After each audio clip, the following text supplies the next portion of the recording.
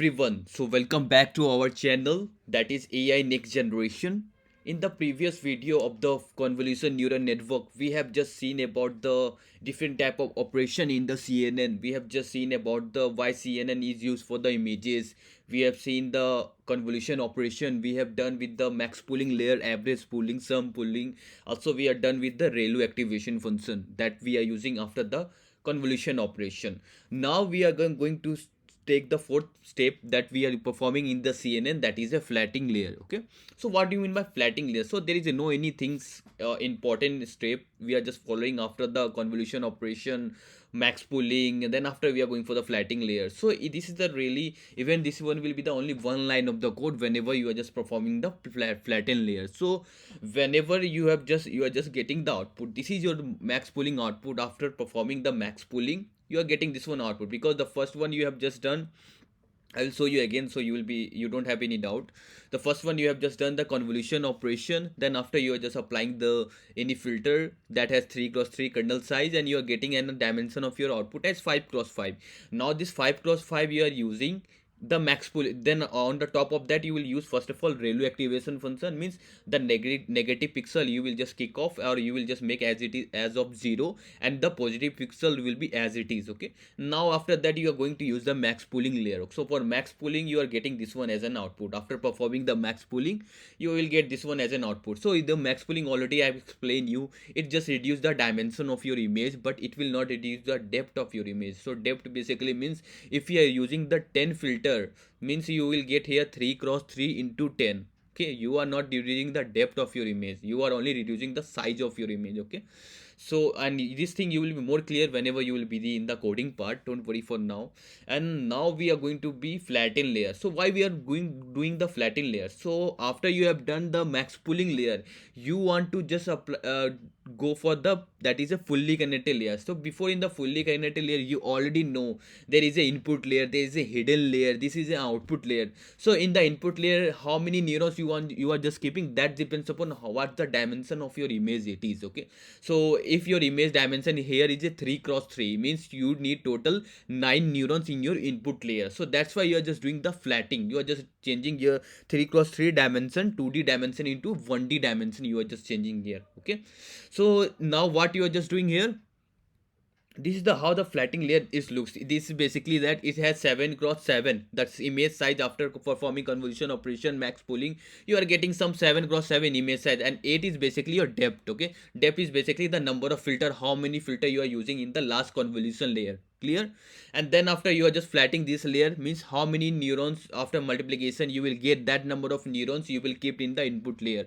And then after followed by the hidden layer, and then after followed by the output layer. So this all thing I think we already covered about the ANN video in the deep learning series, but still you can just go and watch that particular if you are not clear with the artificial neural network, how to build the fully connected layer. Okay, so the main thing of this particular flatten, I think you are clear that you are just changing that particular 2D dimension to a 1D dimension, so that whenever you will whenever you will provide the that pixel to a input layer, means the input layer will consist of that number of neurons, what after complete, after what you are getting from the max pooling, means in the max pooling you are getting 7 cross 7 into 8, so means that number of neurons you want to keep in the input layer, simple as it is. Okay, so that's why you are just performing the flattening layer. So you are just flattening, you are just changing the dimension of your image, that is from 2D to a 1D dimension. If it was a depth of image, like here you can just see 7 cross 7 into 8, then again you are just flattening, and how many neurons you are just getting, 392 neurons,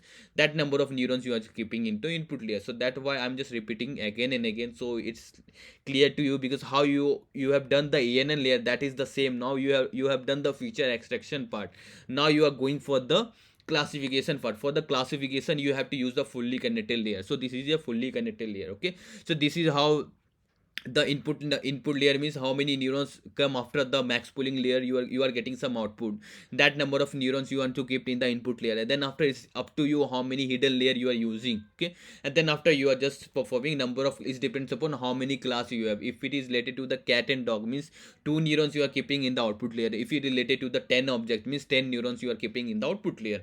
Clear? So this is what about the fully connected layer. So there is the function of the fully connected layers. If you know about the working of ANN CNN what we have done in the previous video. So there will be no doubt how the fully connected works. So it's basically you are just doing the forward propagation, you are just passing the uh, particular images, and it is passing from different type of convolution operation, then after followed by the max pooling convolution operation, max pooling, and then after followed by the flattening, and then you are just passing to the fully connected layer. This is how the forward propagation you're just performing in the CNN. And during the back propagation, it is just updating your weight. So during the back propagation, what the weight was previous, with the help of gradient, it is able to update the weight, whether you are using stochastic gradient or atom gradient. So it's up to you. Whenever you will do the problem part, this thing will be more clear.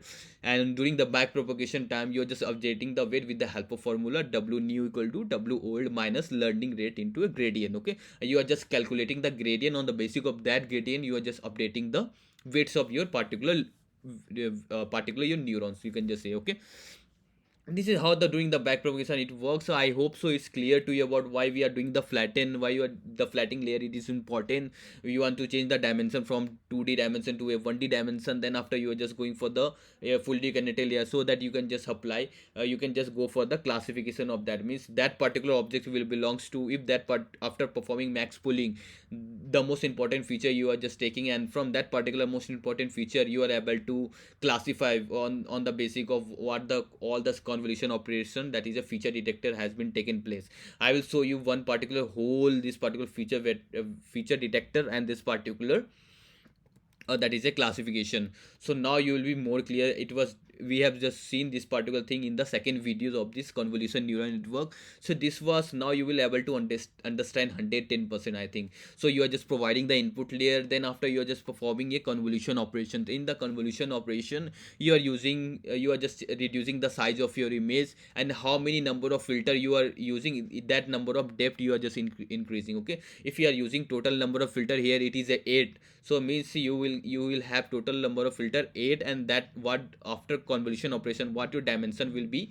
So it will be a same for every filter, you can just say, because the filter size you are just taking as 3 cross 3, we already have seen, and the input dimension you have just taken 7 cross 7, you are getting as 5 cross 5 image. Okay, and if suppose you are just using the total number of filter or total number of kernel as 8, then the output dimension will be 5 cross 5 into 8. Clear? Then after you are just using the ReLU activation function, all the negative pixel you are just removing, and then after followed by pooling layer, that is a max pooling. Again you are just reducing the dimension of image. Just be clear, you are not reducing the depth of your image.